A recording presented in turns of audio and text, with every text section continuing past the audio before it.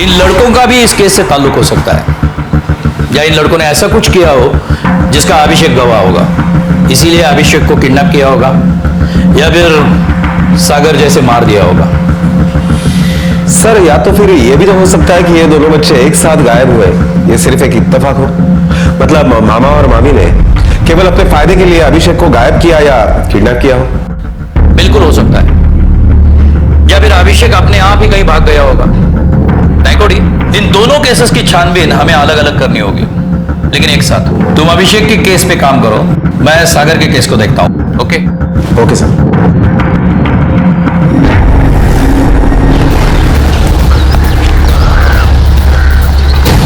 अच्छा एक बात बताओ, वो सामने जो 3 अंकल रहते हैं ना, क्या अभिषेक और सागर का उनके साथ झगड़ा होता था? बहुत झगड़ा होता था अंकल, रोज के रोज। एक बार तो अभिषेक और उन अंकल की बहुत बड़ी फाइट हुई थी। किस अंकल के साथ? क्या नाम है उनका? वीरेन अंकल। हाँ अंकल, वीरेन अंकल बहुत गुस्सा करते हैं, बहुत झगड़ा करते हैं। किस बात पे झगड़ा हुआ था, कुछ पता है तुम्हें? चल रोया मत कर, नहीं तो खेला मत कर। बैडमिंटन से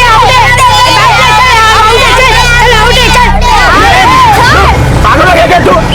क्यों मार रहा है उसको? चल चल डॉक्टर के पास चलते, चल चल, तुझको छोड़ूंगा नहीं मैं। उस दिन के बाद तो अभिषेक हर रोज कुछ ना कुछ करता था, बहुत पंगे लेता था अंकल।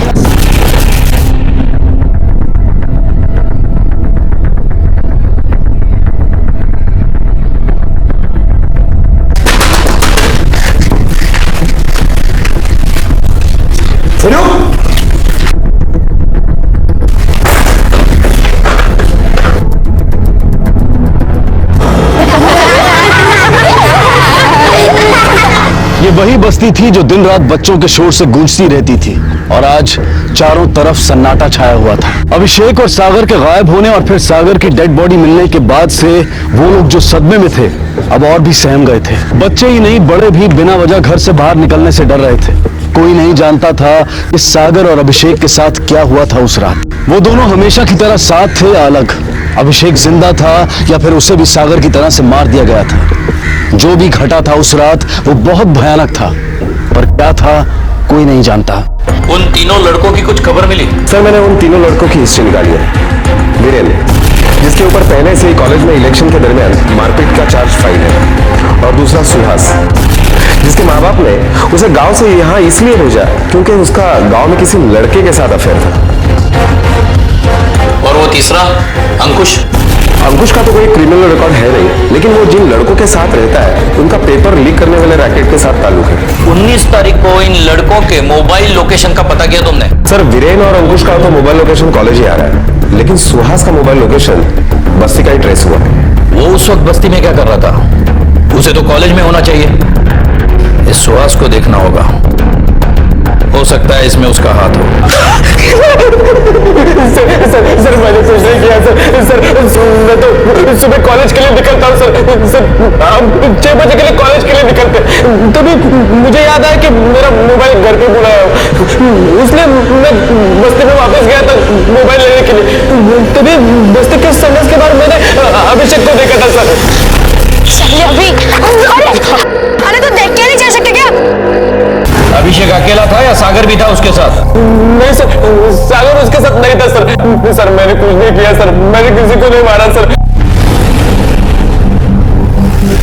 वो मामा मामी नहीं, जल्लाद है साहब। वो अभिषेक को बच्चा नहीं, मुसीबत समझते थे। पागलों की तरह मारती थी वो औरत उसे, खाना भी नहीं देती थी, दिन भर भूख से तड़पता रहता था इधर उधर। उनकी इन्हीं हरकतों की वजह से वो उन्हें उल्टा जवाब देना सीख गया था। लेकिन ये सब तो उनके घर पर होता होगा, इस बात का आपको कैसे पता चला? उसने ही बताया साहब।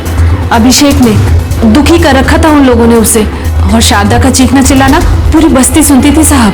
वो तो खुद अपनी तरफ से परेशान था साहब। उसने खुद हमें आके बताया कि हम दोनों उसे अडॉप्ट करें।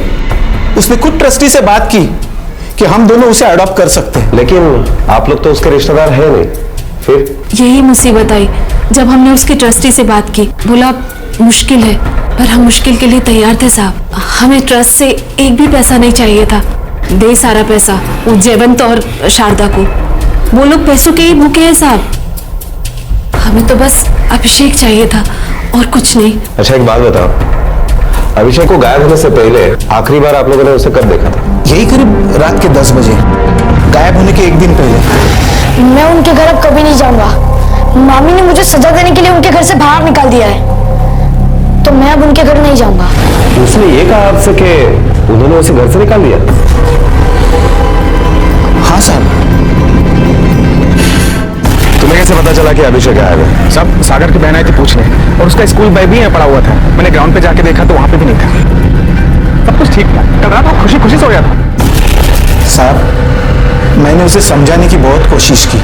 देखो बेटा, उन्होंने गुस्से में कहा होगा, अगर तुम घर नहीं गए ना तो वो लोग परेशान हो जाएंगे। परेशान नहीं, खुश होंगे वो तो। मामी ने मुझे खुद घर के बाहर निकाला है। बेटा, रात बहुत हो चुकी है, अब तुम्हें घर जाना चाहिए, नहीं तो मामी और डांटेगी। तुम्हारा मेरे ऊपर विश्वास है ना? मैं कुछ ना कुछ करता हूँ। अब तुम घर जाओ, चलो मैं तुम्हें छोड़ने आता हूँ। नहीं, मैं चले जाऊंगा। एक 10 साल के बच्चे को इतनी रात को अकेले घर जाने दिया आपने? वो तो पहले भी आपके घर पे आता था, तो उसी दिन क्या प्रॉब्लम थी आपको? साहब, वो आता था पर रात में कभी यहाँ रुका नहीं। आपने तो उस दिन का झगड़ा देख ही लिया। शारदा पूरी बस्ती को सर पे उठा लेती थी, इतनी गंदी जुबान है उसकी। अब इतना सब कुछ आप लोगों ने मुझे बता ही दिया है, तो ये भी बता दो बच्चे को कहाँ और क्यों छुपा के रखा है? क्या बोल रहे हैं साहब? हम क्यों बच्चे को छुपाएंगे? क्या बोल रहे हैं साहब आप? क्या और क्यों, इस बात का पता तो चल ही जाएगा, लेकिन तुम लोग एक बात याद रखना, बगैर हमें बताए इस शहर को छोड़कर मत जाना, समझे?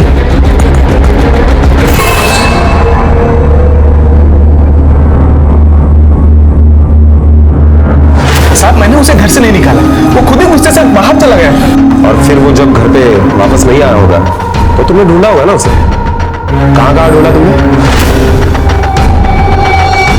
में सर, साहब को पुलिस स्टेशन लेके चलते हैं, थोड़ी सेवा करते हैं, फिर हिस्ट्री ज्योग्राफी सब बताएंगे साहब। चलो। एक मिनट मैं बताती हूँ साहब। वो अभिषेक को इन्होंने नहीं, मैंने घर से बाहर निकाला था। बहुत अकड़ आई ना तुझे? अब जब तेरी अकड़ निकल जाएगी तब घर के अंदर आना, समझा?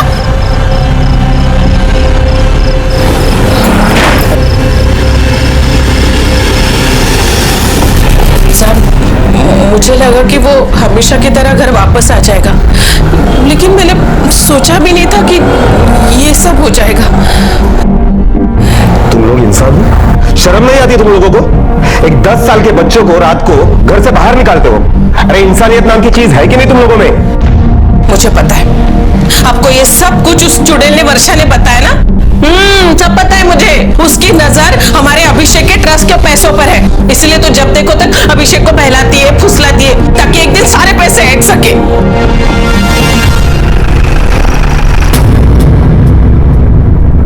अभिषेक वर्षा के घर से रात को 10 बजे अकेला निकला। यही करीब रात के 10 बजे। वर्षा के घर से अभिषेक के घर तक का रास्ता छोटा नहीं है। और फिर सुहास ने भी सुबह 6:15 बजे अभिषेक को अकेला देखा। 6 बजे के लिए कॉलेज के लिए निकलते, तभी बस्ती के समझ के बाद मैंने अभिषेक को देखा था सर। क्या हुआ होगा 10 और 6 के बीच में? बस्ती में और कोई भी तो होगा जिसने सागर और अभिषेक को अलग अलग या एक साथ देखा होगा। नायकोड़ी, तुम बस्ती में जाकर पूछताछ करो, वो रात को घूमते फिरते ना, उनसे। मैं अभिषेक के ट्रस्टी से बात करता हूँ। हाँ सर, अभिषेक के मामा मामी को पता था कि अगर अभिषेक को कुछ होता है तो ट्रस्ट का सारा पैसा उन्हें मिल जाएगा, और वो अचानक ही उनकी बेटी के शादी के पीछे पड़ गए, जिसके लिए उन्हें पैसा चाहिए था। सर देखिए ना, अगर कुछ हो सकता है तो कुछ रुपए मिल जाते हैं लोन के रूप में या उधार के रूप में। ये सारा पैसा अभिषेक का है, उसके अलावा हम किसी और को नहीं दे सकते। हाँ सर, लेकिन वैशाली भी तो अभिषेक की बहन है ना? क्योंकि 1 महीना पहले शादी का कोई जिक्र भी नहीं था। जैसे मैंने उन्हें कहा कि ये सारा पैसा अभिषेक का है, तो उन्होंने वकील के पास जाने की बात कर ली। कौन से वकील के पास गए थे दोनों? वो तो मुझे पता नहीं सर। नायकोड़ी, कहाँ हो तुम अभी? सर मैं उसी अमरदीप सोसाइटी में हूँ। नायकोड़ी, इस केस में और भी एक फेस है, अभिषेक की बहन वैशाली। गड़बड़ है, और गड़बड़ उसके शादी से जुड़ी है जो मामा मामी ने हमें नहीं बताया। साहब अभिषेक ने ऐसे ही कुछ बताया कि वैशाली का किसी के साथ चक्कर चल रहा है, और ये बात अभिषेक ने अपनी मामा मामी को भी बता दी। क्या आप लोगों को पता है कि वैशाली का चक्कर किसके साथ चल रहा है? किसी अखबार डालने वाले लड़के के साथ। अखबार डालने वाला?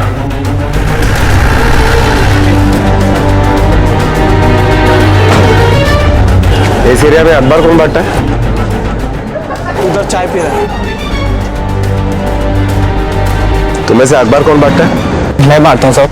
क्या तुम्हारा नाम अल्ताफ है? नहीं साहब, मेरा नाम अल्ताफ नहीं, जो ये तो लड़का है ना न्यूज़पेपर बांटता है, उसका नाम अल्ताफ है साहब। क्या ये वही अल्ताफ है जिसका जयवन की बेटी के साथ चक्कर चल रहा है? मैं नहीं जानता साहब, मुझे मालूम नहीं साहब। अब याद आया? सब उन दोनों के बीच में कुछ चल रहा था साहब। तो फिर क्या उसके बाप को पता चल गया था या उसके बाप को ये अफेयर मंजूर नहीं था? इसलिए वो दोनों भागकर शादी करना चाहते थे साहब, लेकिन वो लड़का है ना अभिषेक, उसने सब पूरा काम बिगाड़ दिया साहब। लेकिन अल्ताफ की ने जब ये ठगी थी साहब। ये अल्ताफ कहाँ रहता है? चल फटाफट बता दे, वरना तेरी खबर बनवा कर कल अखबार में छपवाऊंगा और बांटने भी तू ही जाएगा। बोल, अभिषेक को कहाँ छिपा कर रखा है? बोल। साहब मैंने उसको कुछ नहीं किया साहब। अब मुझे उस पर गुस्सा बहुत था क्योंकि वो गोची गए थे साहब, नहीं तो मैं और वैशाली उसी रात भाग जाते। वैशाली ने तो घर से पैसे चुरा के मेरे पास रखे भी थे साहब, लेकिन अभिषेक की वजह से सब गड़बड़ हो गया, मेरी खिसक गई थी साहब। सारा चर्बी चढ़ी गई तेरे को, तूने हमारे बारे में घर पे बताया ना, समझ जा, वरना ऐसा गायब करूंगा ना तुझे कि तुझे खुद को नहीं पता चलेगा।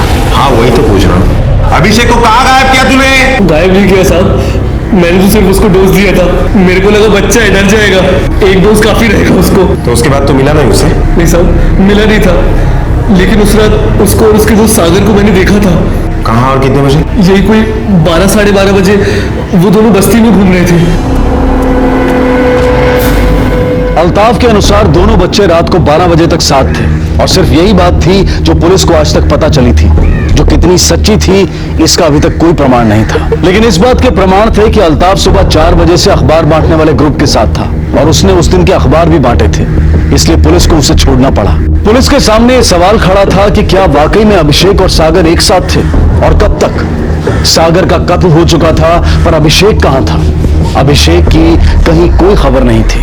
सर अल्ताफ के बयान के मुताबिक दोनों बच्चे रात को 12 बजे तक साथ में ही थे, और सुबह सुहास ने अभिषेक को 6 सवा 6 बजे के करीब देखा था। नाइकोडी, हमें यह पता करना है कि 12 और 6 के बीच में बच्चे कहाँ गए थे। और एक बात साफ है सर, बच्चों के पास पैसे नहीं थे, तो मुंबई जाने की बात यही खत्म हो गई, क्योंकि पैसे जयवन की बेटी वैशाली ने चुराए थे। नाइकोडी, वहीं जाकर हमें फिर से पूछताछ करनी होगी। कोई तो होगा जिसने बच्चों को रात के 12 और सुबह 6 के बीच में देखा होगा। रिका में सर, अभिषेक के मामा मामी को पुलिस स्टेशन बुलाना। Okay sir. तुम लोगों को पता था कि अगर अभिषेक को कुछ होता है तो ट्रस्ट का सारा पैसा तुम्हें मिलेगा। जी, अभिषेक का पैसा हमें मिलेगा? लेकिन साहब हमें इसके बारे में कुछ नहीं पता। अच्छा, ऐसा कुछ भी तुम्हें मालूम नहीं था? सर ये बात हमें कैसे पता होगी? तो वकील के पास क्यों गया था? उन्होंने ऐसी कोई बात नहीं बताई तुम्हें? वकील साहब? कौन सा वकील? काले ले आओ।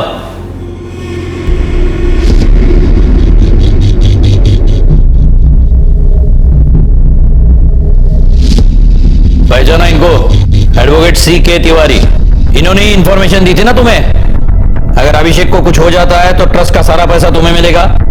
और तुम्हारे घर से जो पैसा चोरी हुआ था वो अभिषेक ने नहीं, तुम्हारी बेटी ने चुराया था। क्यों चुराया था कि नहीं? हाँ।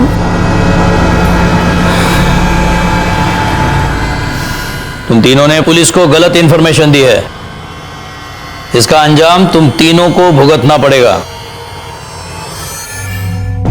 ठीक से याद करो, अभिषेक को कितने बजे देखा था तुमने सुबह? वो सुबह करीब 6 बजे देखा था। कहाँ था वो बस्ती के बाहर संडास है ना, उधर वो खड़ा था। अरे काका, अरे क्या कर बाजा, रहे हो यार? मुझे जल्दी जाना है। रोज का ही नाटक। अभिषेक, सागर क्या हुआ? तू इतना दौड़ते हुए क्यों आ रहा है? ये बात तुमने पहले क्यों नहीं बताई? पुलिस के लफड़े में क्यों पड़ने का साहब?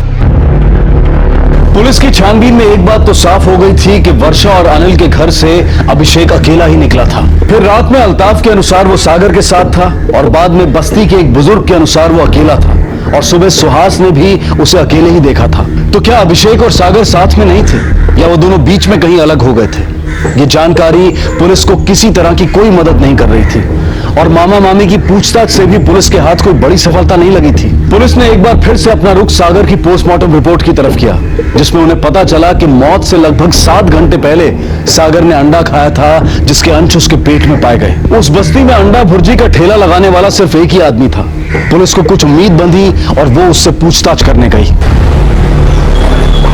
हाँ साहब, मिला था मैं इन दोनों को। एक अंडा भुर्जी देना। हाँ देता हूँ, बैठ। मैं तुझे बोल रहा हूँ सागर कि हम मुंबई जाते हैं, मस्त से ऐश करेंगे।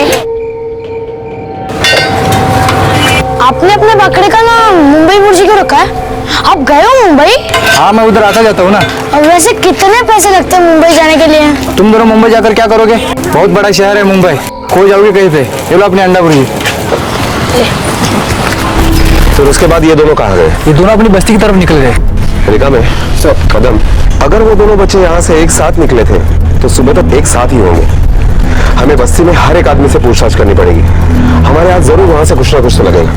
जी सर। पुलिस की सारी कवायद अब इस बात के लिए थी कि 12:30 बजे से 6:30 बजे तक हो सकता है कि वो दोनों एक साथ हों। कहीं ना कहीं 6 घंटे की इस कहानी में इनकी कड़ियां मिल रही थी। पुलिस को बस अब उसे एक सिरे में लाना था। बस्ती के आसपास और बस्ती में दोबारा पूछताछ करने पर पुलिस के हाथ एक अहम सुराग लगा, जो उस कड़ी को आगे बढ़ा रहा था, जोड़ रहा था। पहचानते हो इन दोनों को? हाँ सर, इन दोनों को देखा था मैंने उस रात। कहाँ और कितने बजे देखा है? साहब, उस रात हम पत्ते खेल रहे थे। चलो यार, निकल दो मैं, चलो। अरे नहीं यार, सुबह 7 बजे जल्दी जाने का यार ड्यूटी पे। अरे उठो उठो यहाँ से, तुम्हारा बाप का ऑटो है क्या? भिखारी कहेंगे। चलो निकलो यहाँ से। चिल्ला मत, घर नहीं है इसलिए तेरे ऑटो में सोए, और हमारे कौन से सोने से तेरी ऑटो घिस रही है? चलो निकलो यहाँ से, चलो। इसका मतलब यह है कि ये दोनों बच्चे रात को 12 बजे से 4:30 बजे तक एक साथ थे। जो भी कुछ हुआ है वो 4:30 बजे के बाद हुआ है। अब हमें यह पता करना है कि ये दोनों बच्चे अलग कब हुए, सागर कहां गया और उसे किसी ने क्यों मारा, और अभिषेक कहां गया और अब कहां है। सर, वो राम कदम 3 लड़कों की जमानत के लिए आया है।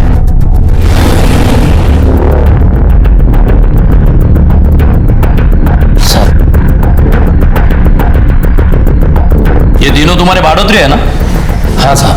तो इनके लिए इतनी तकलीफ उठाई तुमने, बेल लेने तक चले गए? सब सच बताओ, पिछले 4 साल से ये मेरे साथ रह रहे हैं। बहुत भले लड़के हैं, कभी कोई लफड़ा नहीं, गड़बड़ नहीं, शिकायत नहीं। वो दोनों छोटे बच्चे हैं ना, बहुत शरारती, लेकिन ये तीनों ने कभी उनको कुछ बोला नहीं, कुछ किया नहीं। अब क्या बताऊं साहब, वो दोनों शरारती बच्चों को सुबह 6 बजे उस दिन देखा मैंने। सुबह 6 बजे दोनों साथ में थे? हाँ साहब। कहाँ देखा उन्हें तुमने? साहब, मैं दूध लेने जाता हूँ सुबह में, तो रास्ते में ही मुझे मिले। अरे तुम दोनों इतनी सुबह सुबह क्या कालाकांडी करने जा रहे हो? क्या दिमाग में चल रहा है तुम्हारे? अरे सुनो, तुमने पक्का उन दोनों को देखा था सुबह? सच्ची? मैं झूठ क्यों बोलूं साहब? तो आज तक ये बात पुलिस को क्यों नहीं बताई तुमने? मुझे क्या पता था कि ऐसा कुछ होगा, वो भी मेरे रूम में। तो भी ये तीनों बोल रहे थे कि राम भाव ताला लगा दो रूम को, ताला लगा दो रूम को। मैंने सोचा साहब ऐसा क्या है रूम में जो कोई उठा के लेके जाएगा। साहब, हमारे आड़ोस पड़ोस में भी कोई ताला नहीं लगा था अपने रूम को साहब। हंसी आ रही है? ये मत भूलना, जिस घर में लाश मिली है उस घर पे तुम्हारा नाम है। कभी भी अंदर कर सकता हूं तुम्हें। और तुम तीनों, बेल मिल गई है लेकिन हमारी इजाजत के बगैर शहर छोड़ने का नहीं, समझे ना? छोड़ देना। Thank you. 2 मासूम बच्चे अचानक गायब हुए, जिसमें से एक मर चुका था और दूसरे का अभी तक कुछ पता नहीं चला था। पुलिस हर संभावना को टटोल रही थी, लेकिन अब तक कोई कामयाबी नहीं मिली थी। ये केस और पुलिस दोनों एक अजीब स्थिति में आ गए थे, जहां यह अनुमान लगाना मुश्किल हो रहा था कि ये केस सुलझ रहा है या और उलझता जा रहा है। कुछ घंटों की कहानी तो पुलिस ने जोड़ी थी, लेकिन वो अहम घंटे अब भी बचे हुए थे जिसमें वो सब घटा था, जिसमें सागर की जान गई और अभिषेक अब तक लापता था। पता नहीं वो जिंदा भी है या नहीं। सर, सागर की पोस्टमार्टम रिपोर्ट के मुताबिक उसकी मौत 19 तारीख को सुबह 6 से 7 के बीच में हुई, दम घुटने की वजह से। कातिल ने शायद उसे मारने के लिए तकिया वगैरह चीज का इस्तेमाल किया है और सागर के नाखूनों में खून भी पाया गया है। सर, सागर ने खुद को बचाने के लिए शायद काफी स्ट्रगल किया हो और शायद उसने इसलिए कातिल को नाखून मारे हो। इन तीनों लड़कों के ब्लड सैंपल ले लो और सागर के नाखून से निकले हुए ब्लड से मैच करके देखो। सागर के नाखूनों में मिला खून उन तीनों में से किसी भी स्टूडेंट से मैच नहीं हो रहा था। इसका मतलब यह था कि कोई और भी था, लेकिन कौन? अभिषेक के मामा मामी या फिर वर्षा और अनिल? सवाल तो बहुत थे, लेकिन पुलिस के पास जवाब एक का भी नहीं था। और फिर पुलिस के पास एक ऐसी कंप्लेंट आई जिसने इस इन्वेस्टिगेशन का रुख ही मोड़ दिया। साहब, बहुत गंदी गंदी फिल्में दिखाता है। फिर क्यों भेजते हो अपने बच्चों को उधर? साहब, मैं कहाँ भेजती हूँ, लेकिन आजकल के बच्चे सुनते थोड़ी है। लेकिन साहब, ये सब बंद होना चाहिए। क्या प्रॉब्लम है तुम्हारी? साहब, हमारे बस्ती में एक वीडियो पार्लर है, वहाँ गंदी गंदी फिल्में दिखाई जाती है, बच्चों को भी दिखाई जाती है। क्या नाम है तुम्हारे बस्ती का? Amardeep housing society. उस जगह के मालिक का नाम क्या है? राम कदम करके है। ये राम कदम शातिर लगता है। एक काम करो, किसी को कस्टमर बना के भेज दो उसके यहां। अगर वो उस तरह की फिल्म दिखा रहा है तो उसे उठाओ। Okay sir.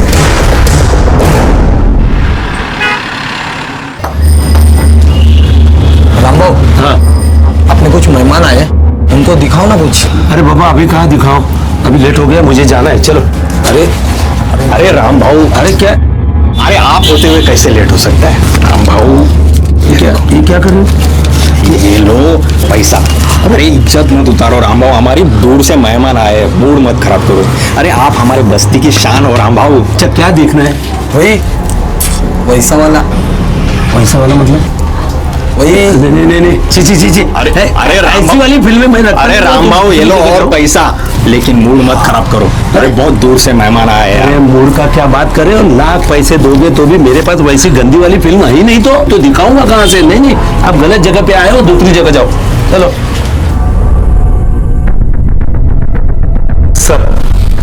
सर, कल रात को हमारे लोगों ने राम कदम को 5,000 रुपए का लालच दिखाकर उस तरह की फिल्में दिखाने के लिए कहा, लेकिन वो नहीं माना। वो कहता है कि मैं इस तरह की फिल्में नहीं दिखाता हूँ। लेकिन वो औरत झूठी कंप्लेंट क्यों करेगी? ये राम कदम बहुत ही शातिर है, नजर रखो उस पर। और अभिषेक के मामा मामी वो वर्षा और उसके पति को 3 दिन तक फॉलो करो, तभी इस केस की गुत्थी सुलझेगी। सर, हम उन लोगों के ब्लड सैंपल लेकर सागर के नाखून में जो ब्लड सैंपल मिला उसके साथ मैच करवा कर देख सकते हैं। हाँ, देख सकते हैं, लेकिन इससे कातिल सतर्क हो जाएगा और भागने की कोशिश करेगा। हम ये रिस्क नहीं ले सकते। वो जो भी है, हमारे हाथ उसके गर्दन तक पहुंच गए हैं।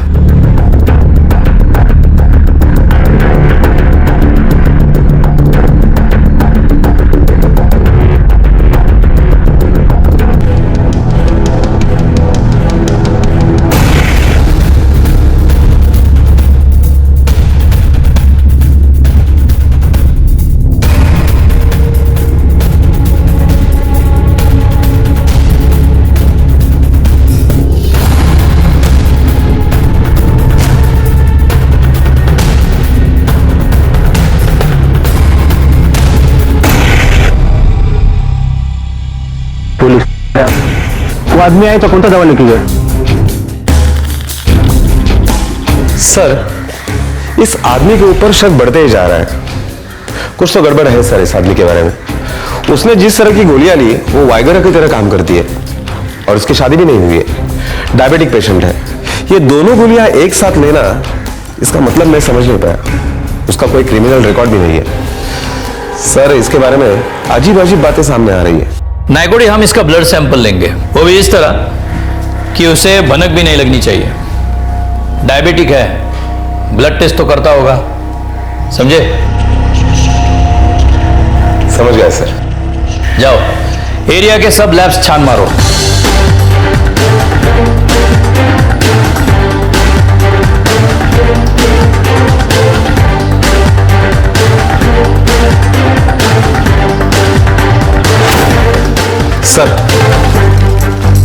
सर आपका शक सही निकला। सागर के नाखून में जो ब्लड सैंपल मिले वो ब्लड सैंपल से मिलते हैं। उठा लो उसे।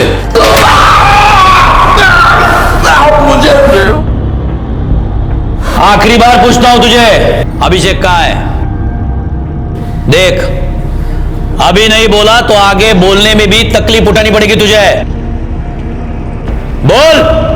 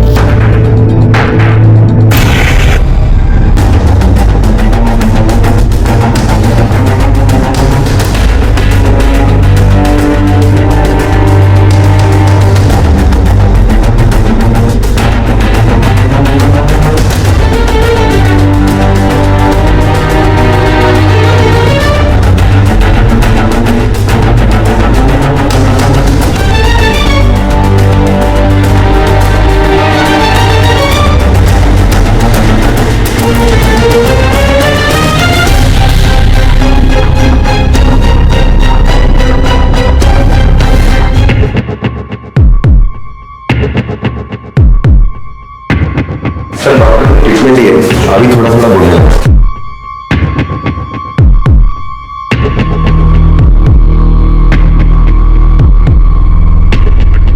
बेटा मुझे बताओ, अंकल ने तुम्हारे साथ क्या क्या किया? डरो मत, मैं हूं ना, बताओ जरा।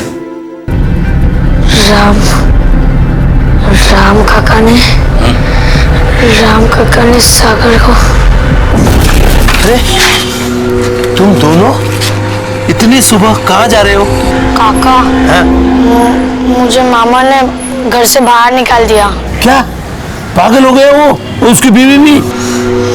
अच्छा बेटा, तुम दोनों ने कुछ खाया कि नहीं? नहीं काका, कुछ नहीं खाया, बहुत भूख लगी है। अरे राम, चलो मेरे साथ चलो, मैं तुम्हें कुछ खिलाता। चलो। काका, मुझे बहुत जोर की लगी है, मैं जाकर आऊँ। अच्छा ठीक है, तू जाके आ, मैं तब तक इसको लेके जाता हूँ, तू बाद में आना। हाँ ठीक है काका।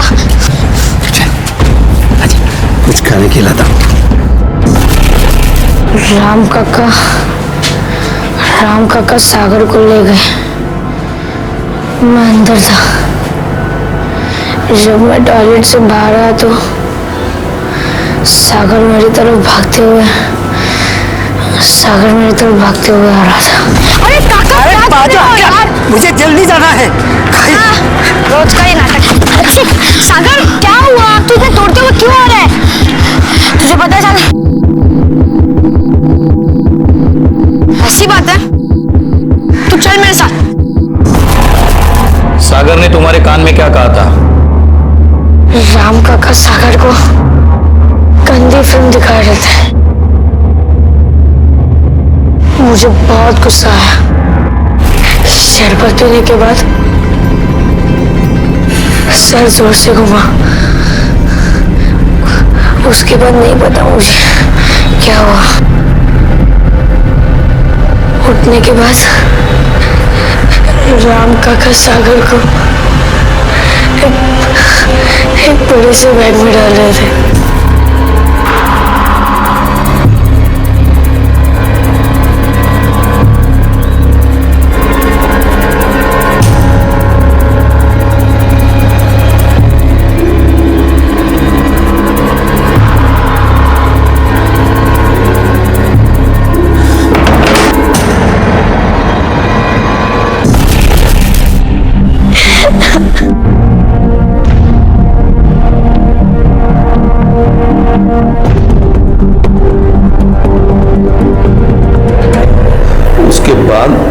मैंने सागर की लाश को लड़कों के रूम में रख दिया सब।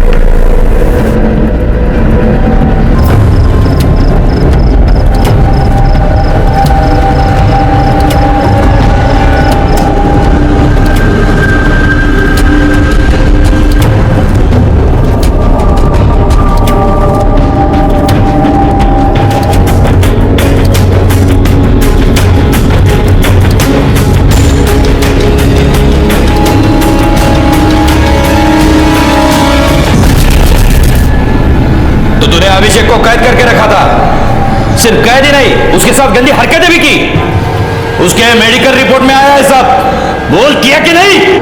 मेरे को नहीं मालूम साहब, मेरे को नहीं मालूम, मेरे को नहीं मालूम साहब, मुझे रोकने वाला कोई नहीं था साहब।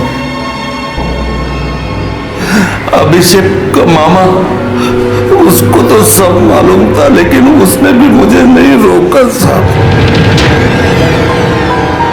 नहीं रोका मतलब? उसे मालूम था वो तुम्हारे पास है और तुम उसके साथ ऐसी घिनौनी हरकत कर रहे थे? बोल। सब मालूम था, सागर की मौत से लेके अभिषेक तक।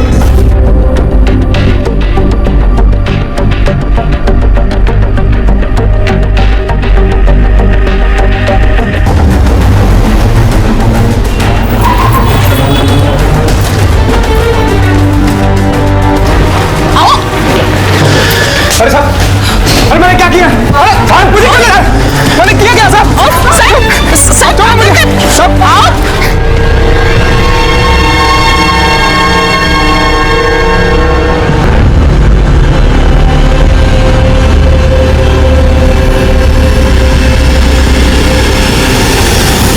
कहते हैं कि बच्चे भगवान का रूप होते हैं, उनके अंदर कोई छल कपट नहीं होता, वो बेहद मासूम होते हैं और उस मासूमियत का कत्ल करते हैं वो लोग जो हैवानियत और इंसानियत के बीच फर्क नहीं जानते। और यही किया था जयवंत और शारदा ने अभिषेक के साथ। सच्चाई सामने आने के बाद ट्रस्ट ने अभिषेक की गार्डियनशिप अनिल और वर्षा को दे दी। अभिषेक उन दोनों के साथ बहुत खुश है।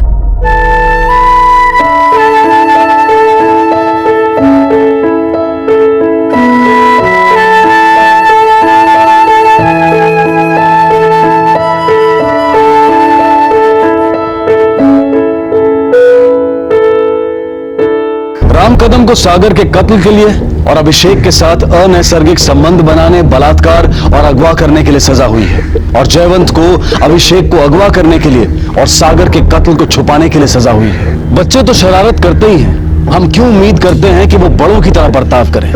क्या यह अन्याय नहीं है कि हम अपनी मानसिकता उन पर थोपें? वो कुछ नया तो नहीं कर रहे थे, हम सब ने अपने बचपन में शरारत की है। क्यों हम उनसे उनका बचपन छीनना चाहते हैं? क्यों छोटी से छोटी गलती के लिए बड़ी से बड़ी सजा देने पर तुले रहते हैं? बचपन में बुढ़ापे को समझना मुश्किल हो सकता है, लेकिन बचपन तो हम सब ने देखा है। उसकी अल्लड़ता को समझा जा सकता है और बचाया जा सकता था सागर और अभिषेक को। सागर जो एक वहशी दरिंदे की भेंट चढ़ गया। अब मैं अनूप सोनी आपसे विदा लेता हूं, फिर मुलाकात होगी अगले एपिसोड में और खुलासा करेंगे एक और जुर्म का। तब तक अपना और अपने परिवार का ख्याल रखें और देखते रहें क्राइम पेट्रोल डायल 100। सबक एक को, सीख हम सबको। जय हिंद। हम भारतीय, हमारे नाम का संधि विचित करो तो हो जाता है भार अति। जिंदगी ने बहुत धोया है इस भारती को और रिश्तों ने भी। पहले हमारी माँ की कोख का भार बनी, फिर हमारे पिता की परवरिश की, और फिर हमारे पति की प्यार की।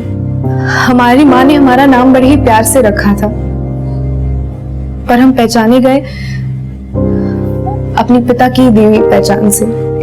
जिस दिन हमारी शादी हुई उस दिन इस भारती को जन्म देने वाली माँ जिंदगी के हर भार से मुक्त हो गई। मर गई वो, या फिर मार दी गई।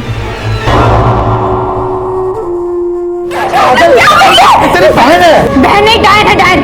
इसने हमारी जिंदगी बर्बाद कर दी है, जिसकी वजह से हमारा रिश्ता टूट गया। अब आप सोच लीजिए, आपको इसको घर में रखना है या हमें?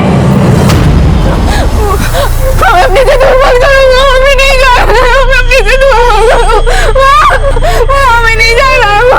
हमारे साथ रहेगी। खबरदार जो दीदी ज्यादा किया तो इसका हमारा कोई रिश्ता नहीं है।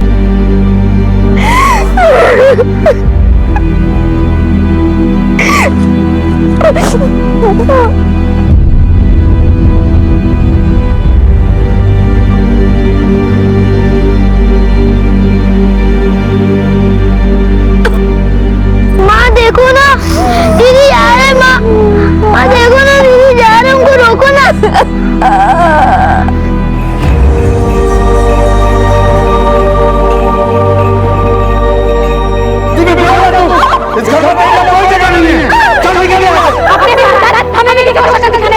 रहा है। तेरी वजह से हमारी शादी भी हुई। तुझे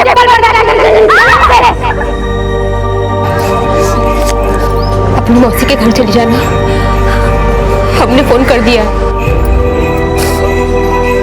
अपनी इस मजबूर माँ को माफ कर दे बेटी।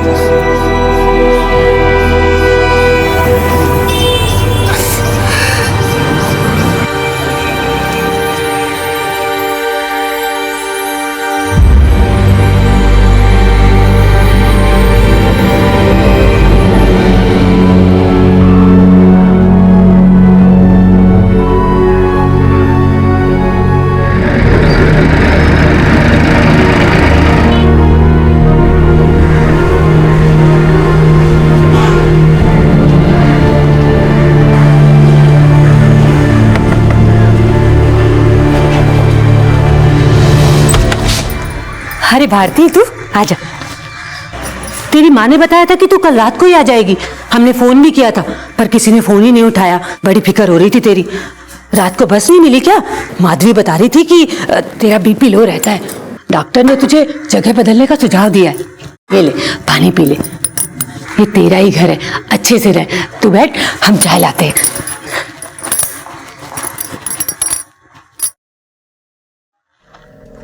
सावित्री, अरे खाने का डब्बा हुआ कि नहीं? जल्दी करो भाई, दफ्तर के लिए देर हो रही है। जी लाई। नमस्ते नमस्ते। अरे बैठ जाओ, खड़ी क्यों हो गई? सावित्री जल्दी करो।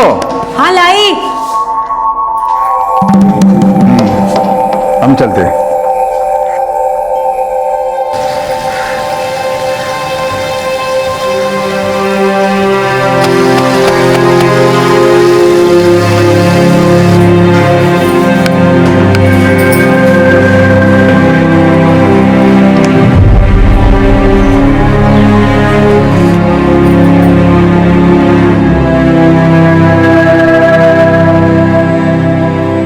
वाह माँ, बड़े सुंदर और चांदी के हैं।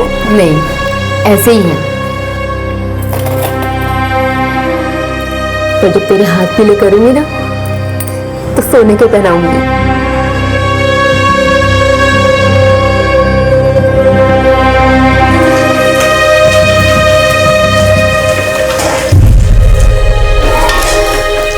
माँ, आज पनीर बना रहे हो? दीदी की फेवरेट सब्जी। आज दीदी आ रहे क्या?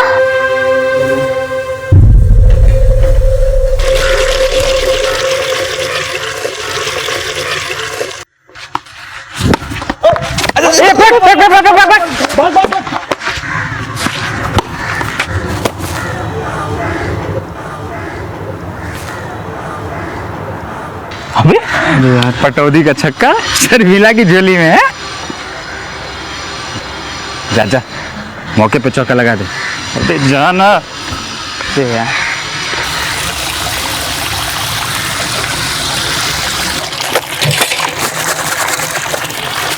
सारियो गलती से बॉल यहाँ आ गया।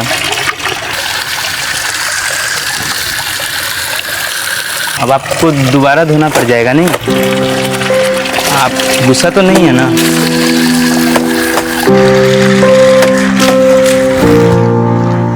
ठीक से नहीं कह सकते तुम लोग, हैं? सारा कपड़ा गंदा कर दिया वहाँ। वाह बेटा, हमको पटौदी बना दिया। शादी करेंगे उससे। क्या बात है, सही है।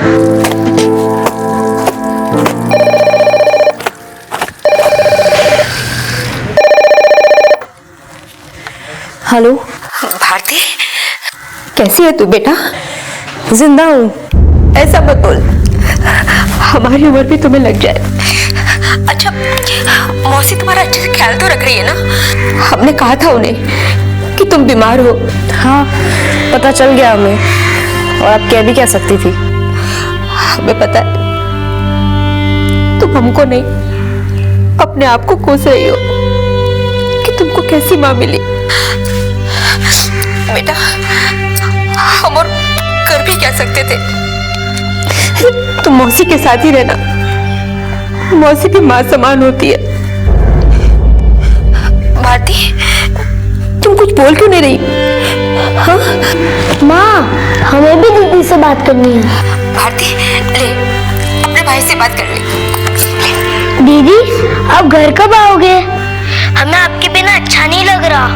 बोलो ना दीदी, आप कब आओगे? दीदी बोलो ना। हम आएंगे। कब?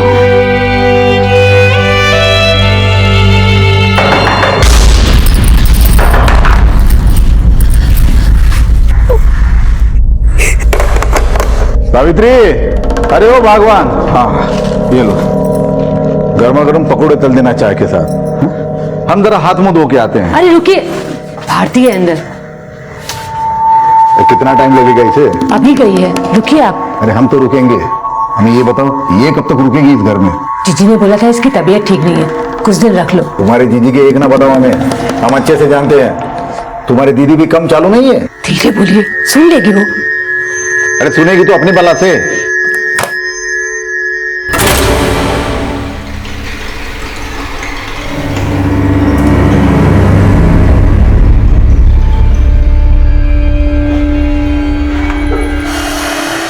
लिफाफा कुछ और है, अंदर माल कुछ और है।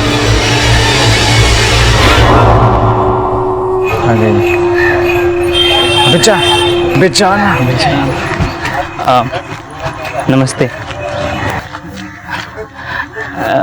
क्या हम आपको भार उठा सकते हैं? नहीं मतलब मेरा मतलब है कि अगर आप ये थैली हमको दे दे तो आपका थोड़ा सा मदद हो जाएगा। कहीं आप हमको आवारा सड़क छाप तो नहीं ना समझ रही हैं? वो अक्सर हो जाता है लोगों से, वो क्या है ना कि शक्ल देख के ऐसा ही लगता है, लेकिन हम ईमानदारी से आपका मदद करना चाहते हैं बस। क्यों पीछे पड़े हो हमारे? नहीं, खाली हम आपसे माफ़ी मांगने का बहाना ढूंढ रहे थे। कल हमें बॉल के चक्कर में आपका धुला धुलाया कपड़ा गंदा हो गया, आप हमारा सारा गुस्सा वो बेचारा कपड़ा सब तो उतार दिए। हम खाली आपकी मदद करके प्रायश्चित करना चाहते हैं। अगर आप सजा समझ की थैली हमको दे दे तो हम प्रायश्चित समझ के खुद धो लेंगे। इसकी कोई ज़रूरत नहीं है। नहीं, आप समझ नहीं रही है बात। वो क्या है ना कि प्रायश्चित नहीं किए तो पाप का बोझ होना पड़ जाएगा। इससे अच्छा है कि हम थैली का बोझा उठा लें। क्या है कि हमको पता है कि हम थोड़े पुराने ख्यालात के भोंदू टाइप के हैं, लेकिन है एकदम सच्चे। भारती की शख्सियत एक ऐसी किताब से कम नहीं थी जिसका कवर देखकर ही उसे जज किया जा सके। तो क्या भारती के साथ नजदीकियां बढ़ाकर अमर कोई भूल कर रहा था? कहते हैं कि अगर प्यार इंसान की भूल बन जाए तो भी इंसान जाने अनजाने में इस खूबसूरत भूल को करने से अपने आप को रोक नहीं पाता है। भारती की जिंदगी किसी उलझी हुई पहेली से कम नहीं थी। भारती खुद भी नहीं जानती थी कि उसकी जिंदगी उसे किस ओर ले जा रही है। जिस लड़की ने हमेशा अवहेलना सही हो, बोझ मानकर जिसे हमेशा कोसा गया हो, गैरों ने ही नहीं बल्कि अपनों ने भी जिस पर लांछन लगाकर तिरस्कार तक किया हो, वो लड़की ऐसी सुकून भरी छांव ही तलाशती है जैसी कि अमर के उसकी जिंदगी में आने के बाद उसे मिली।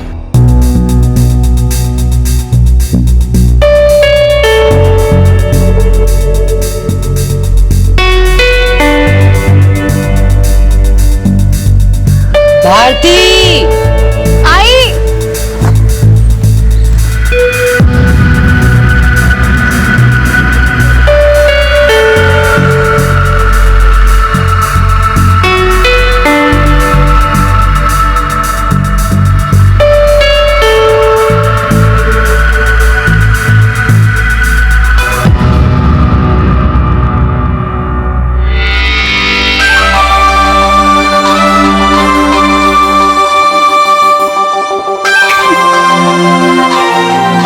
अभी भी प्रायश्चित कर रहे हो?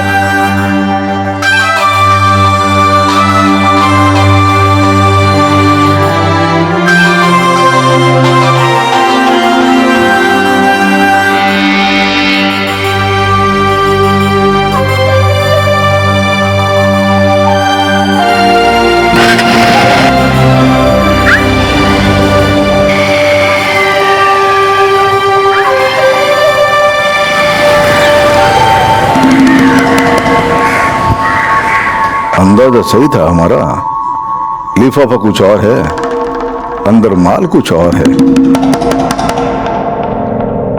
ये असलियत है तेरे जीजी के कोख के जने की। भतीजी करके मुफ्त का राशन ठूस दिया सपोली की मुंह में।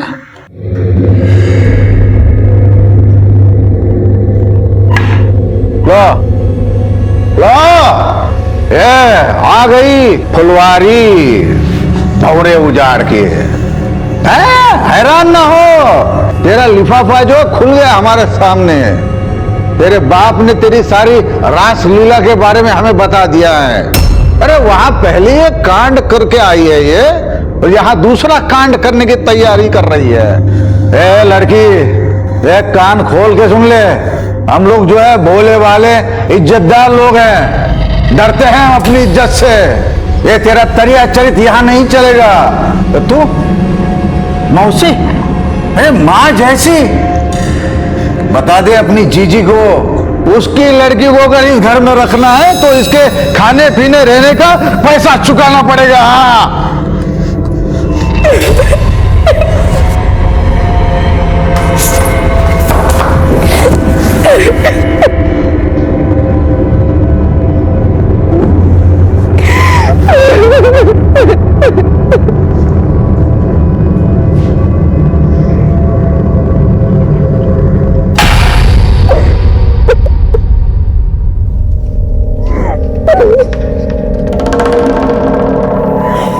वैसे भारती, कितने दोस्त है तुम्हारे? वादा करते हैं हम सब पे बारी पड़ेंगे। एक बार आजमा के तो देख लो। अरे वो समझो ये खैरी है। तुम्हारे साथ तुम्हारा मौसा इतना सब की और तुम चुप रही। सर का नहीं फोड़ दी कमीने का। डर गए थे हम। वो बोला कि अगर हमने किसी को कुछ भी बताया तो वो कहेंगे हम खुद ही उसके साथ जी में आए कि जहर खा के मर जाए। भारती, आइंदा मत बोलना कभी ऐसा। तो क्या करें हम? कहाँ जाए? कोई है क्या हमारा? क्या तुम हमको पराया समझती हो? भारती, हम बड़ी खुश नसीबी होगी अगर तुम हमें साथ। नहीं अमर, हम तुम्हारे लायक नहीं है। तुम्हारे क्या, हम तो किसी के भी लायक नहीं है। क्या तुम हमको अपने लायक समझती हो? पागल मत बनो अमर, तुम हमारे बारे में सब कुछ जानते हो फिर भी हमें बीवी बनाना चाहते हैं तुमको। तुम जो भी हो, जैसी भी हो, अपना बनाना चाहते हैं तुमको। पर अमर, हम खुद को छोटा मत समझो भारती। बस एक बार हाँ बोल दो, फिर देखते हैं कैसे किसी की हिम्मत होती है तुमको हाथ लगाए।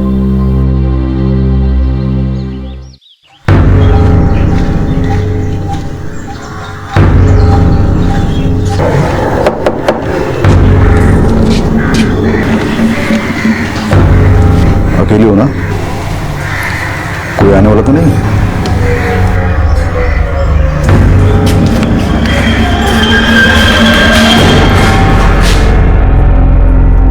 भारती, दरवाजा बंद कर ले, हम मंदिर जा रहे हैं।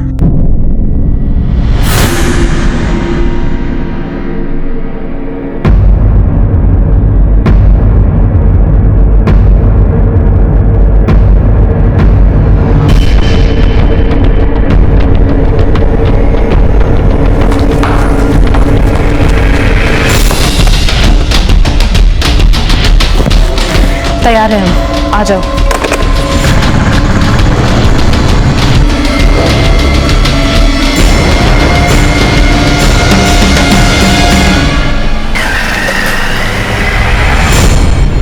अमर के साथ भागकर शादी करने के अलावा भारती के पास और कोई रास्ता नहीं बचा था। माता पिता के घर के दरवाजे तो उसके लिए पहले से ही बंद हो चुके थे।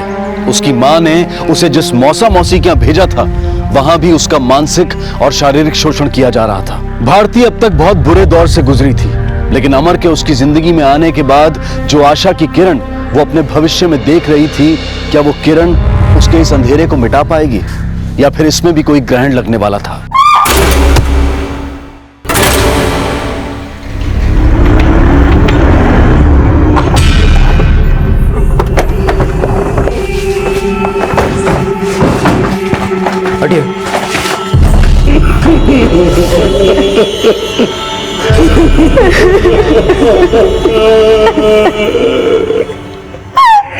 अब हमारा बेटा और हमारी बेटी, हम लोग मेला देखने गए थे। जब वहां से वापस आए तो देखे घर में ही कौन दुश्मनी किया है हमारा बेटी से। सर ये माधवी का अपने पति के साथ कैसा रिश्ता था? सर माधवी एक बड़ी सीधी सादी सी औरत थी, एकदम पतिव्रता। जैसे उसके पति बोलते वो वैसा ही करती थी। अच्छा सुनिए, वो कुछ पैसे चाहिए थे घर खर्च के लिए। हेलो। लेकिन ये तो कम पड़ेंगे, देव की फीस भी देनी है। अरे थोड़ा कम खा लेना, बचत करना सीख। आपकी दवाई भी तो लानी है। बस अब और मत मांगना। सब चार दीवारी के अंदर क्या होता था वो तो पता नहीं, पर जैसा रिश्ता हर पति पत्नी के बीच में होता है वैसा ही उनका भी था। तो घर में कुल 4 सदस्य हैं। फिलहाल तो हम 4 ही हैं सर। फिलहाल से मतलब? हमारी एक बड़ी बेटी भी है जो राजनपुरा गांव में अपने मौसा मौसी के पास रहती। तुम्हारे साथ क्यों नहीं रहती? उसका तबीयत ठीक नहीं रहता है साहब, तो डॉक्टर बोला है कि हवा पानी बदली होगा तो जल्दी ठीक हो जाएगी। हुआ क्या है उसे? डिप्रेशन का तो पता नहीं, लेकिन उसे प्यार का रोग लगा था। मतलब? वो किसी लफंगे से प्यार करती थी, तभी तो उसके घर वालों ने उसे घर से निकाल दिया। राजनपुरा पुलिस स्टेशन से कांटेक्ट करो और पता लगाओ कि भारती वाकई अपने मौसा मौसी के साथ रहती है या नहीं, और अगर हाँ तो आज वो वहाँ थी या नहीं। Yes sir. अच्छा, ये भारती के अपने घर वालों से कैसे संबंध थे? वो सबसे ज्यादा प्यार अपने छोटे भाई देव से करती थी। उसके साथ खेलना, स्कूल छोड़ना, लाना, माँ की तरह ख्याल रखती थी उसका। लेकिन जब से वो प्यार में पड़ी, भारती ने अपने भाई देव पे ध्यान देना ही छोड़ दिया। दीदी हमारी स्कूल में ड्राइंग कंपटीशन है, आप हमें पेड़ बनाना सिखाओगी? दीदी हमें बलून चाहिए। दीदी सुनो ना।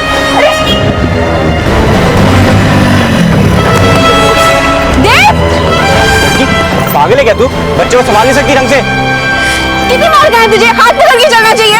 चल। लेकिन प्यार में इतनी बावली हो गई थी कि अपनी सूझबूझी खो बैठी।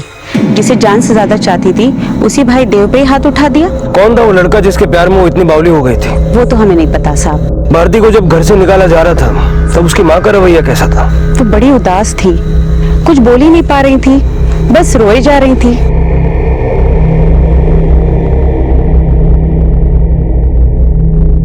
घर की बेटी जब ऐसी हरकत करे तो घर वाले उसे तमाशा नहीं बनाते हैं, लेकिन भारती के घर वालों ने तो सारे आम उसे घर से बाहर निकाल दिया, सिवाय छोटे भाई देव के। सब उसे जलील कर रहे थे। भारती की माँ भी? उसने तो चुप्पी साध रखी थी, लेकिन माँ होने के नाते उसे अपने पति और काजल को रोकना तो चाहिए था ना। तुम्हें क्या लगता है किसने मारा होगा माधवी को? अब भारती तो बच्चेलन थी ही और अपनी माँ से नाराज भी थी। हो सकता है गुस्से में आके उसने अपनी माँ को मार दिया। जो लड़की अपने अय्याशी में गर्भवती होकर भ्रूण हत्या करवा सकती है, वो लड़की सती सावित्री तो नहीं होगी। क्या भारती प्रेग्नेंट भी थी? हाँ साहब, सुना था। इसी वजह से उसकी बहन का रिश्ता टूट गया था। बहन कौन? ये काजल? हाँ। भारती के नाम से भी नफरत है हमें। पता नहीं किस किस के साथ सोती थी वो, और उसकी वजह से हमारी शादी भी टूटी। क्या तुम जानती हो भारती का किस लड़के से अफेयर था? हमें नहीं पता, लेकिन इतना पता है कि वो कोई एक नहीं होगा। बहुत ही कैरेक्टरलेस लड़की थी वो। अच्छा, तुम्हारा अपनी माँ के साथ कैसा रिश्ता था? कैसा मतलब? जैसा हर माँ का बेटी के साथ होता है वैसा रिश्ता था। और तुम्हारा माँ का भारती के साथ? मेरा मतलब है जब भारती को घर से निकाला गया तब उसने इस बात का विरोध नहीं किया? आखिर एक माँ थी वो। और उसने जो किया वो कोई माँ कैसे बर्दाश्त करती? माँ बहुत दुखी थी भारती से, जिसकी वजह से हमारी शादी टूटी। वो उसे इस घर में कैसे रहने देती? तुम्हारी माँ और पिता का आपस में कैसा रिश्ता था? पति पत्नी थे वो। मेरा मतलब है कभी उनके बीच कोई झगड़ा हुआ या मारपीट? मोहल्ले वालों का कहना है कि तुम्हारे पिता को शराब की लत है। इस मोहल्ले में बहुत से लोग पीते हैं, लेकिन आप जैसा सोच रहे हैं पापा वैसे बिल्कुल नहीं। काजल, तुम्हारी माँ की हत्या हुई है और ऐसे केसेस में शक के दायरे में अक्सर पति होते हैं। क्या तुम्हें अपने पिता पर शक है? नहीं, वो नहीं मार सकते माँ को। अच्छा, भारती के अफेयर के बारे में पता चलने से पहले उसका बर्ताव कैसा था? वो हमेशा अच्छा होने का दिखावा करती थी। देव और उसकी बहुत पटती थी। पर तुमसे नहीं पटती थी। हमने कहा ना, वो अच्छा होने का दिखावा करती थी। और वैसे भी अब इस बारे में बात करके क्या फायदा? सब हमारा गलती है साहब। हमको माधवी को अपने साथ मेले में लेके जाना चाहिए था। हम उसको काहे को रुकने दिए? बहुत अच्छी थी हमारी बीवी। रोज हमको नीम का काढ़ा बना के देती थी। कौन संभालेगा हमको? हमसे ये बात क्यों छुपाई कि भारती का किसी से अफेयर था, और यहाँ तक कि भारती को अबॉर्शन कराना पड़ा था, और उसी वजह से तूने उसे घर से निकाल दिया था।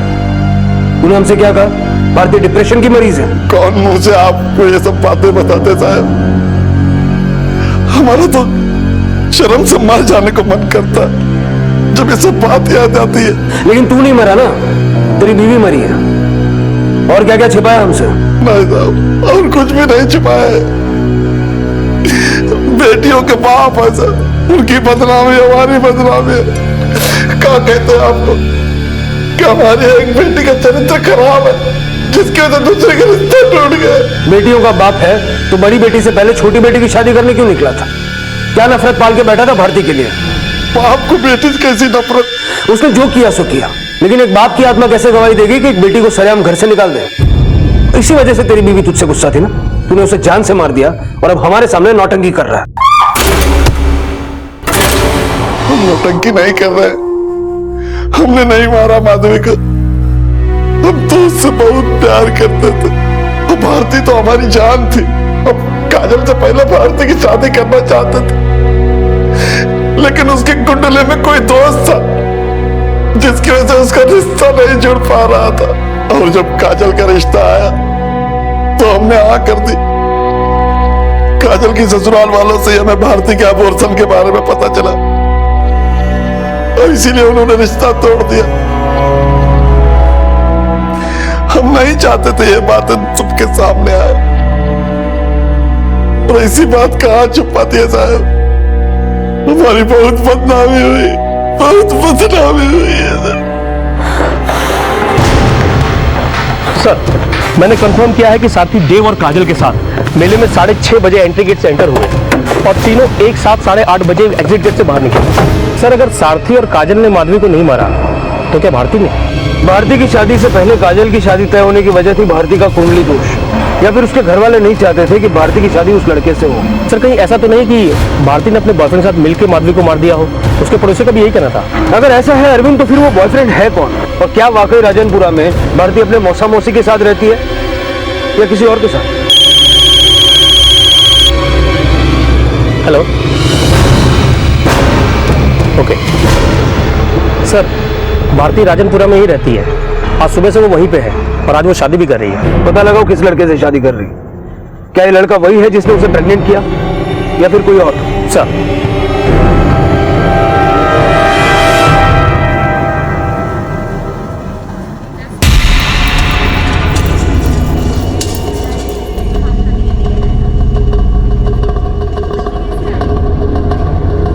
अरे सुशील नहीं दिखाई दे रहा, उसे बुलाया नहीं क्या?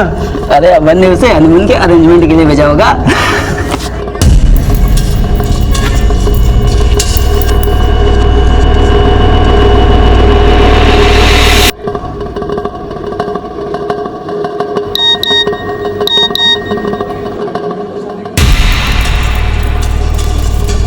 अरे भाऊजी को छोड़ के कहाँ जा रहा है? आ जाएगा, सुस्तू लगी होगी।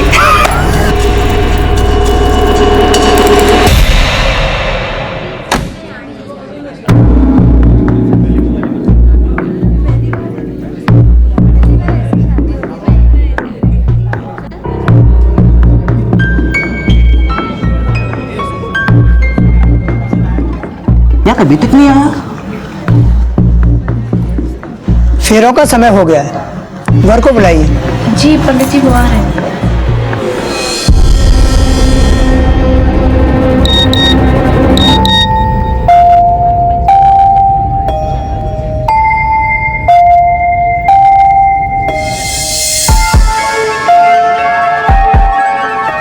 गठबंधन बांधो पंडित जी, बड़ा चंचल दूल्हा है हमारा।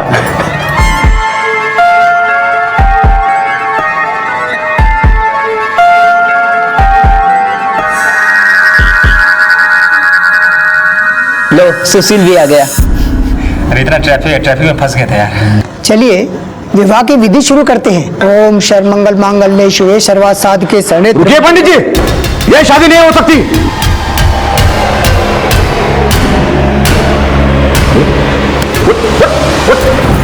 लेकिन बात कैसी हुई दूसरी जाति की लड़की के साथ शादी करने की, वो भी हमसे बिना पूछे? चल, अरे लेकिन ये कांड करने के लिए भेजा था तेरी माँ ने हमारे पास। मौसा जी रुकिए तो 2 मिनट, पहले मेरी बात सुन लीजिए। ओ मजनू बर्बाद, वो जानता भी है इसकी असलियत क्या है। मौसा जी आप बड़े बुजुर्ग, आप जैसा चाहेंगे वैसा होगा, बस 2 मिनट हमारी बात सुन लीजिए।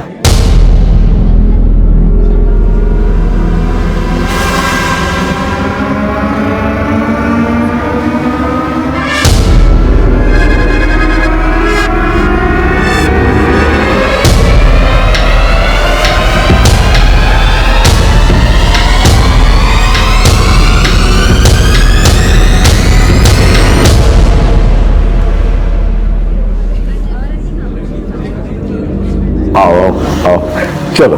अरे पंडित जी चलो फटाफट शुरू कर दो। चलो बैठो बैठो, चलो आ जाओ अपनी जगह पे। ये क्या बोल रहे हैं आप? अरे अमर जो है बहुत अच्छा लड़का है, वो तेरी भतीजी को हमेशा खुश रखेगा। जा बेटा बैठ, अपनी जगह पे बैठ, जा बेटा बैठ बैठ बैठ। पंडित जी शुरू कर दीजिए। तू कहाँ मंगल में अमंगल कर रही है, आ जा यहाँ पे। ओम स्वास्ति न इंद्रो वृद्धि शर्वा स्वास्ति न पुखाविश वेदा स्वास्ति अताव निष्णमी स्वास्ति न बृहस्पति दधातु। अरे ऐसा क्या मंत्र फूक दिया इस लड़के ने जो आप शादी की? ज्यादा भूमि ना चढ़ा, शादी के बाद तो ये दोनों हमारे घर ही रहेंगे, बगल वाले कमरे में। क्या? हाँ, हम अपनी बेटी की शादी काजल से करने वाले थे, लेकिन उसके बहन की शादी से पहले मां मरने का पता चला तो हमने रिश्ता तोड़ दिया। भारती के अबॉर्शन के बारे में आपको किसी ने बताया था? हमने खुद उसे अस्पताल से निकलते हुए देखा था।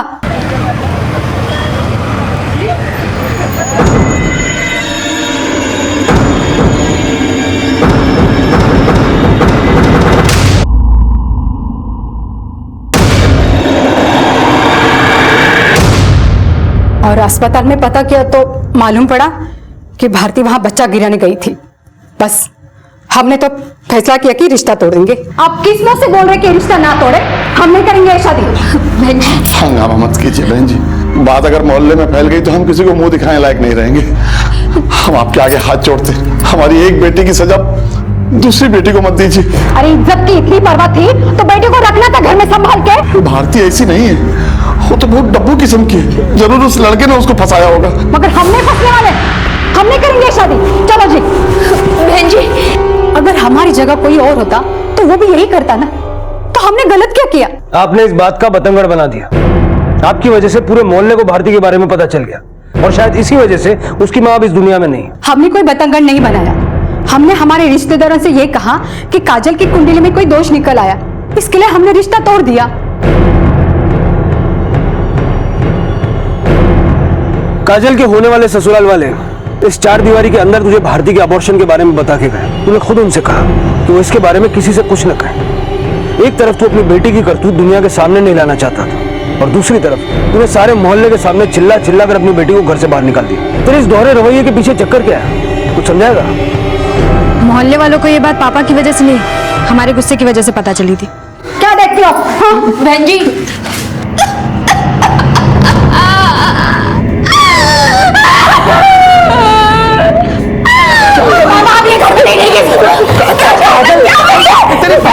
बहन नहीं, डायन है डायन। इसने हमारी जिंदगी बर्बाद कर दी है, इसकी वजह से हमारा रिश्ता टूट गया। अब आप सोच लीजिए, आपको इसको घर में रखना है या हमें?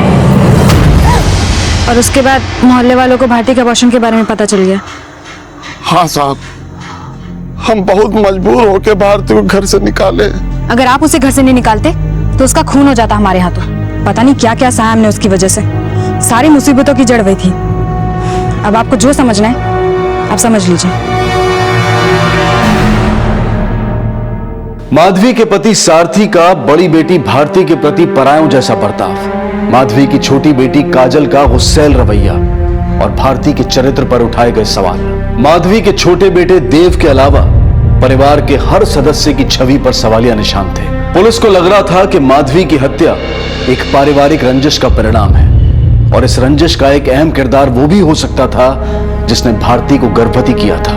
पर आखिर वो शख्स था कौन, जिसके बारे में ना तो भारती के पड़ोसी जानते थे और ना ही सारथी और काजल। और वहीं भारती और अमर की शादी में मौसा की रजामंदी भी कई सवाल खड़े कर रही थी। जिस आदमी ने भारती का शारीरिक शोषण करने की कोशिश की, उसी के घर में अमर और भारती किस वजह से रह रहे थे? अरे यार एक बात बता, मौसा मौसी कह रहे थे कि तेरी शादी नहीं हो सकती। ऐसा क्या जादू किया जो शादी भी हो गई और एक कमरा भी मिल गया? प्यार करने वाले को कभी कोई जुदा नहीं कर सकता है ना भाई?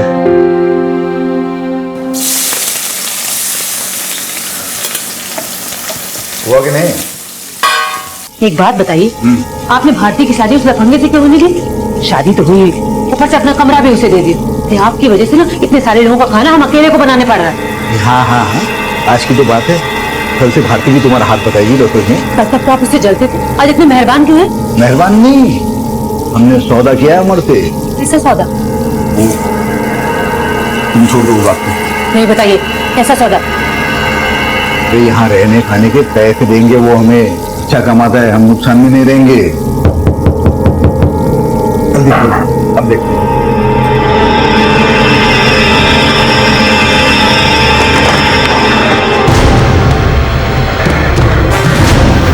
क्या तुम वाकई नहीं जानती कि आज तुम्हारी माँ की हत्या हुई है? आपने बताया तो पता चल गया। वैसे भी वहाँ पे हमारा किसी के साथ कोई रिश्ता नहीं है, हमें कौन बताता। ये जानकर कि अब तुम्हारी माँ इस दुनिया में नहीं है, तुम्हें जरा सा भी दुख नहीं हो रहा? उनकी मौत का मातम हमने उसी दिन मना लिया था जब उन्होंने हमें घर से निकाल दिया। अब हम अपनी दूसरी जिंदगी जी रहे हैं अपने पति और मौसा मौसी के साथ। खुश है हम। हमें पता चला तुमने अबॉर्शन कराया था। कौन है वो लड़का जिसने तुम्हें प्रेग्नेंट किया था? आप हमारी माँ से जाके पूछ लीजिए, उनको पता है कि लड़का कौन था। सीधा सीधा जवाब दो। तुम जानती हो कि तुम्हारी माँ अब इस दुनिया में नहीं है। अब हम भी उस दुनिया के नहीं रहे जिसमें हम अपनी माँ के साथ रहते थे। वो लड़का तुम्हारी जिंदगी में आया कैसे? वो हमारी जिंदगी में नहीं आया, हमारी माँ लेके आई उसको हमारी जिंदगी में। कहना क्या चाहती हो? साफ साफ बोलो, क्या उसी लड़के ने तुम्हारी माँ को मारा है?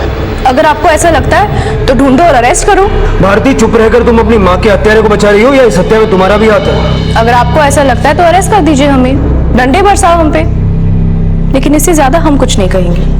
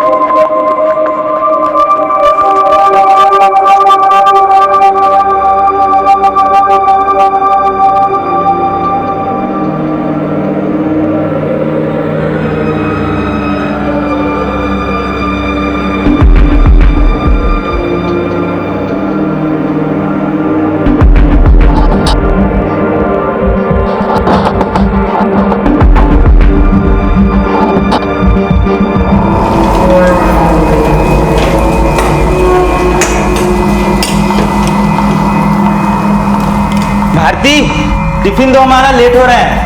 हाँ हाँ, ये लीजिए।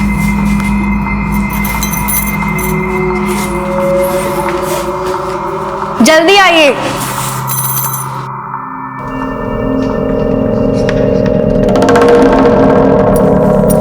सावित्री, आज खाने का डब्बा मत देना, आज हम दफ्तर नहीं जाएंगे।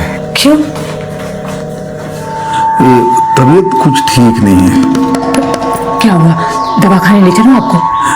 ना, थोड़ी देर सो जाएंगे, ठीक लगेगा। तुम जाओ, सत्संग जाओ तुम।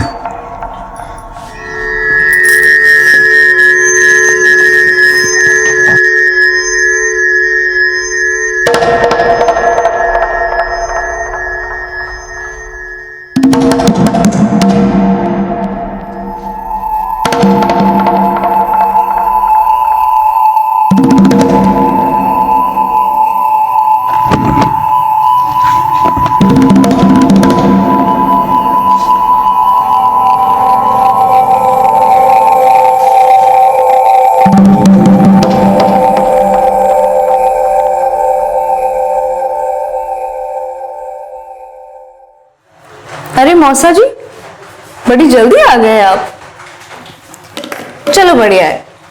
वैसे भी नेक काम में देर नहीं करनी चाहिए ना। आइए आइए ना।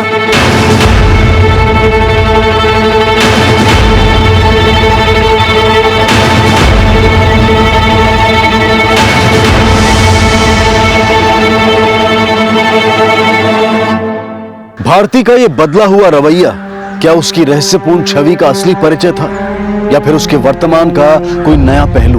हमेशा से सहमी हुई और लाचार लगने वाली भारती का ये अनदेखा आत्मविश्वास क्या महज एक स्वाभाविक बदलाव था, या फिर उसकी दोहरी शख्सियत का कोई और राज? आखिर क्या कारण था कि भारती पुलिस को नहीं बताना चाहती थी कि उसे गर्भवती करने वाला और उसका अबॉर्शन कराने वाला शख्स कौन था? क्या उस शख्स की पहचान भारती को भी कटघरे में खड़ा करने वाली थी, या फिर सच ना बताकर वो अपने या अपनी मां के चरित्र को दागदार होने से बचाना चाहती थी? एक मां की हत्या का रहस्य उसकी बेटी की जिंदगी से कम रहस्यपूर्ण नहीं था, और परत दर परत जो सच सामने आने वाले थे वो बेहद जघन्य और सख्ते में डाल देने वाले अपराध के साक्षी थे। आखिर क्या थे वो राज, ये हम जानेंगे कल रात 10:30 बजे इस केस के दूसरे और आखिरी भाग में। अब मैं अनूप सोनी आपसे विदा लेता हूं, फिर मुलाकात होगी। तब तक अपना और अपने परिवार का ख्याल रखें और देखते रहें क्राइम पेट्रोल डायल 100। सबक एक को, सीख हम सबको। जय हिंद। इस तरह के और भी एपिसोड देखने के लिए हमारे चैनल को सब्सक्राइब करें और बेल आइकन दबाना ना भूलें।